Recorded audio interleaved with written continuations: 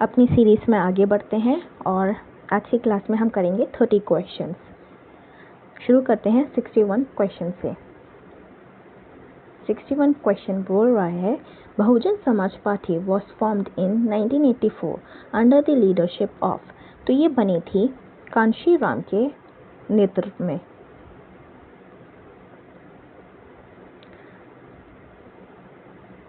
Khurram was the son of which of the following Mughal emperor.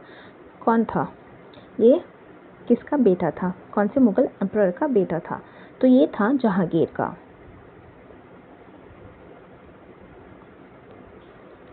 जो खुर्रम है ये बर्थ नेम है किसका, शाहजहां का। जब शाहजहां मुगल एम्परर बना था तब उसने टाइटल लिया था शाहजहां का, वैसे उसका नाम था खुर्रम।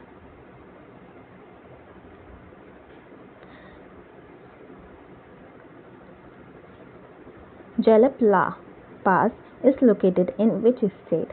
तो ये है सिक्किम में।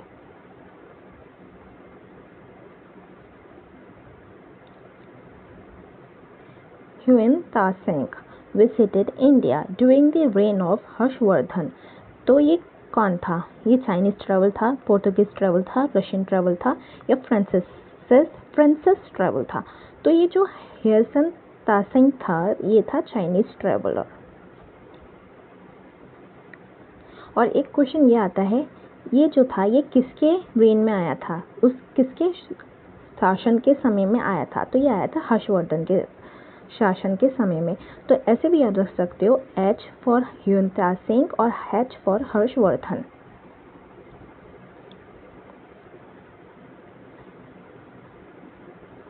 विच of the following is a rabi crop. तो राबी क्रॉप कौन सा है हमारा? इसमें से है जॉवर, नहीं है wheat. Wheat is a rabi crop. तो अब बहुत से बच्चों को क्या होती है, कन्फ्यूजन होती है किसके बीच में, खारिफ और राबी के बीच में, कि कौन से महीने में बोए जाते हैं और कौन से महीने में काटे जाते हैं। तो इनको याद कैसे करो, इसकी ये ट्रिक है। इनको पहले अल्फ़ाबेटिकल ऑर्डर में लिखो। पहले क्या आता है, के लिखा, आर आता है, आर लिखा। फिर उसके बाद सबसे पहले कौन सा सीज़न आता है? सबसे पहले आता है समर सीज़न, ठीक है, गर्मी आती है। फिर सर्दी, फिर आती हैं सर्दियाँ, विंटर सीज़न। तो इस ऐसे याद रखो, ठीक है, कि खारिफ होते हैं, बोए जाते हैं आपके समर सीज़न में और राबी बोए जाते हैं विंटर सीज़न में। अगर जब ये समर सीज़न में कट रहे हैं तो फिर इनके क्या होगा, खारिफ अगर समर सीज़न में बोए जा रहे हैं तो काटेंगे कब, सर्दियों के टाइम में। अगर राबी विंटर के समय बोए जा रहे हैं तो ये 3-4 महीने बाद कट जाएंगे, ठीक, स्प्रिंग सीज़न में। समझ में आया? ये ट्रिक है।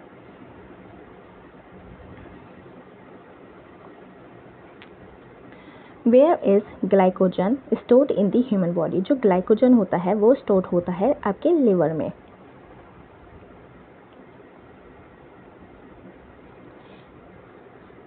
Is a dance from owing its origin to Andhra Pradesh. Andhra Pradesh का डांस कौन सा है इसमें से?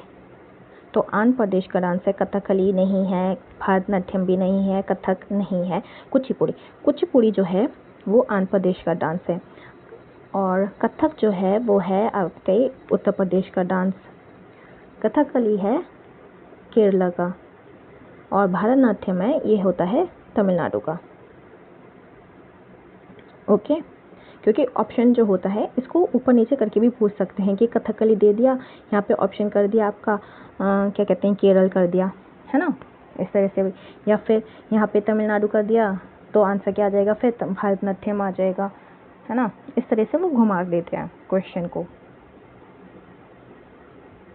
ये हम पढ़ रहे हैं previous year question of DSSB TGT के।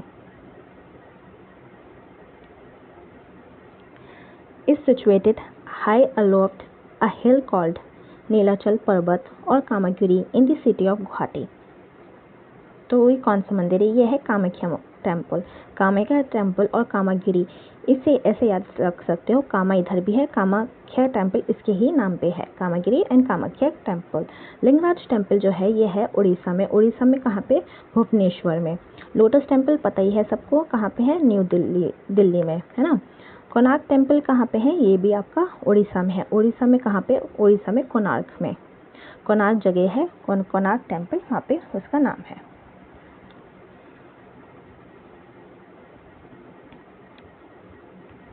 इसका आंसर ये गलत दे रखा है, ये गलत आंसर, यहाँ पे आएगा D.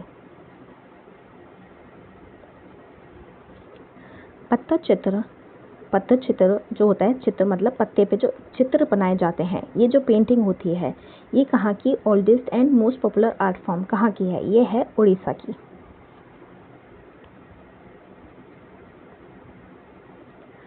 Khurram was the son of which of the following. अच्छा, ये रिपीट हो गया, तो ये कहाँ का था? ये था जहांगीर का। खुर्रम किसका नाम था? शाहजहां का।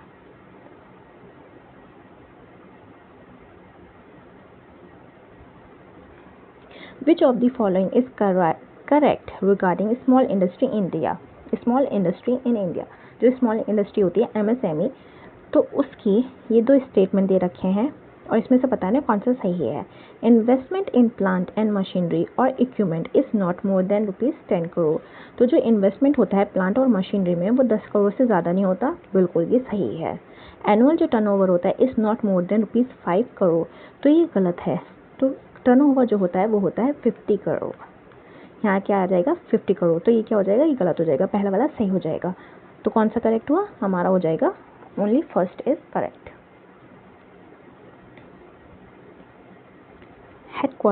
Headquarter of international solar alliance is situated in. तो ये जो इंटरनेशनल सोलर अलायंस है इसका हेडक्वार्टर है इंडिया में। इंडिया में कहाँ पे? गुरुग्राम में।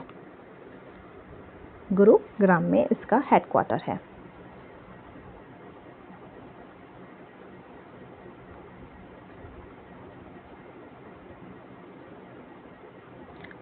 The colour of the Mahatma Gandhi, जो न्यू नोट है उसके 500 रुपये के जो नोट है, नया नोट, उसका कलर क्या है?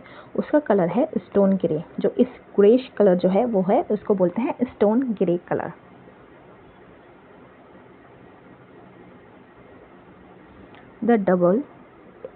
द टर्म डबल फोल्ड, ये एसोसिएटेड विच स्पोर्ट? तो ये डबल फोल्ड जो आता है वो आता है टेनिस में।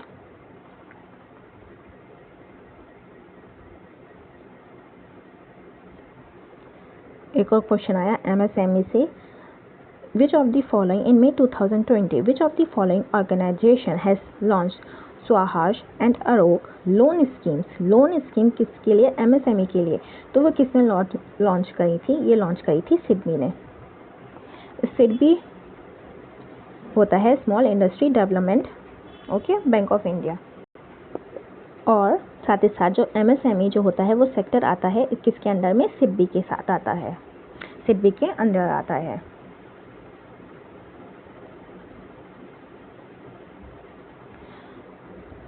Powada is a regional music of which state? तो ये है पोवाड़ा महाराष्ट्र का।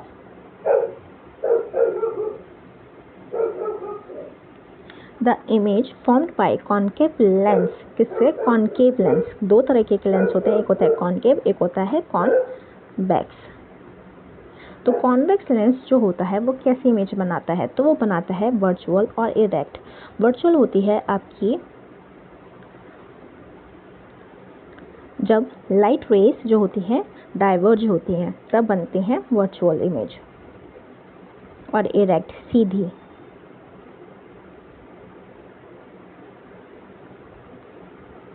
Registration of birth and death act was enacted in which of the following years? तो ये हुआ था 1969। किसका रजिस्ट्रेशन जो था? बर्थ और डेथ एक्ट जो था वो आया था 1969 में।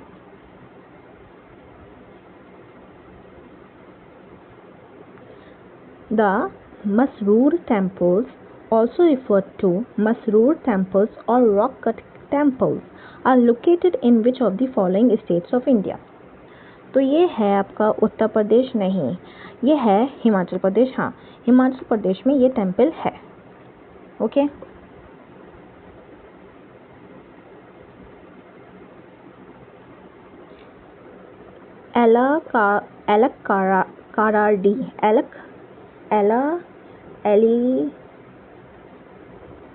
Alila Karadi, okay, dance is mainly performed in which of the following state? Alila Karadi dance। वाह, तो ये है कौन से स्टेट में? ये है केरला में, तभी इसका नाम ऐसा है, टंग ट्विस्टर जैसा। As per census 2011, what was the child sex ratio in India? तो 2011 में, अभी तक तो नहीं हुआ, तो यही वाला चल रहा है सेंसस 2011 का। तो इसमें जो सेक्स रेशियो था वो था 919।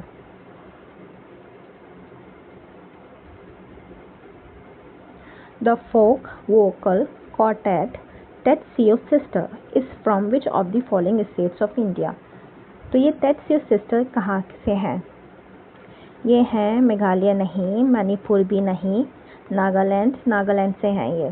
ओके, Tetsuo Sister ये है vocal quartet नागालैंड से। The Shimla Agreement on Bilateral Relations between India and Pakistan was signed by Prime Minister Indira Gandhi and President of Pakistan Bhutto in which of the following years? तो ये वाला question जो है ये बहुत important है। क्यों? क्योंकि ये करंट अफेयर से भी रिलेटेड है तो ये प्रीवियस ईयर क्वेश्चन, बट ये करंट अफेयर से 2025 करंट अफेयर से रिलेटेड हो जाता है, क्योंकि इंडिया और पाकिस्तान के बीच में अभी क्या हुआ था, कुछ टाइम पहले वॉर हुई थी, तो उसमें ये इसका जिक्र हुआ था शिमला एग्रीमेंट का।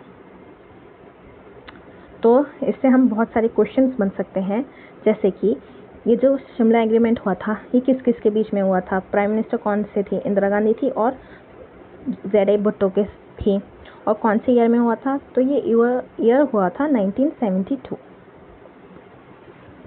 तो ये से मार्क कर लेना, वेरी इंपॉर्टेंट।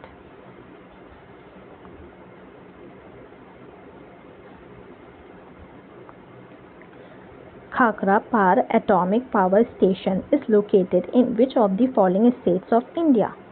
तो ये है आपका गुजरात में, Kakrapar atomic power station in Gujarat.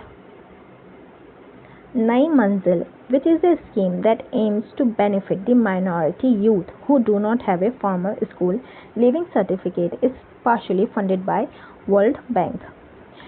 इस तरह के भी क्वेश्चन आते हैं, यहाँ पे क्या दे देते हैं, आपकी स्कीम दे देते हैं और इसका पूछते हैं, या फिर स्कीम दे देते हैं और उसका पूछते हैं कि ये किस चीज़ के लिए है, या फिर ये दे देते हैं कि उसका क्या फ़ायदा है और इस स्कीम का नाम बताओ, है ना।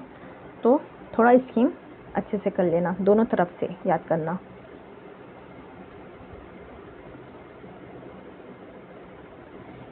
In 1826, who visited a village named Harappa in western Punjab, now in Pakistan, and discovered high walls and towers of a very old settlement of Harappa civilization। तो इसमें कह रहे हैं कि 1826 में किसने जो था हड़प्पा सिविलाइजेशन की डिस्कवर किया था? तो ये किया था चार्ल्स मेसन ने। Okay,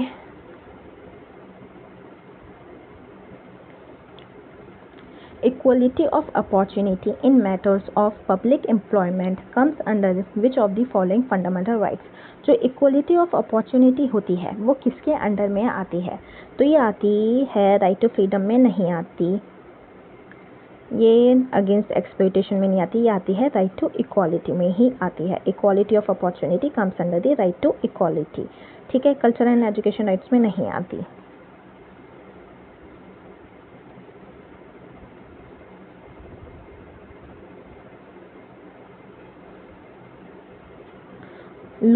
लूसोंग festival is celebrated in which state of India? तो ये सेलिब्रेट किया जाता है, ये किया जाता है सिक्किम में। लूसोंग में ऐसा आता है, सिक्किम में ऐसा आता है, तो इस तरीके से याद रख सकते हो। लूसोंग फेस्टिवल कौन से में किया जाता है? सिक्किम में किया जाता है। विच of the following is not a world heritage site? इनमें से कौन सी एक वर्ल्ड हेरिटेज साइट नहीं है? सन टेम्पल जो कि है कोणार्क में, ये है। एलिफेंटा केव्स ये भी है। गेटवे ऑफ इंडिया ये नहीं है। हुमायूं टॉम्ब दिल्ली ये भी है। तो कौन सा नहीं हुआ? गेटवे ऑफ इंडिया ये नहीं है world heritage site.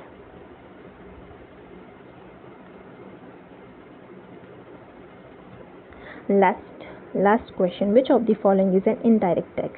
Corporation tax, for firms and excise tax। तो सबसे पहले समझो इनडायरेक्ट टैक्स। होता क्या है, दो तरीके के टैक्स होते हैं, एक होता है आपका डायरेक्ट टैक्स, एक होता है इनडायरेक्ट टैक्स। ठीक है, डायरेक्ट टैक्स वो होता है जो हम सीधे गवर्नमेंट को देते हैं। ठीक है, हम किसको देते हैं, गवर्नमेंट को देते हैं, जैसे कि इनकम टैक्स। जो इनकम टैक्स जो होती है वो उससे जाती है डायरेक्ट गवर्नमेंट के पास।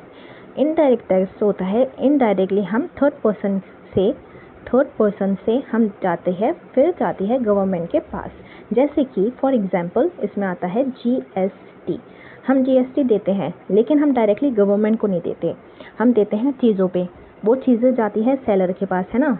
अगर चिप्स का पैकेट लिया उस पर भी जीएसटी लगती है, वो गया हमने किसको दिया, सेलर को दिया। सेलर जो होता है वो इनडायरेक्टली, बहुत सारे इसमें मिडल मैन होते हैं जो देते हैं गवर्नमेंट को वो हो जाता है आपका इनडायरेक्ट टैक्स।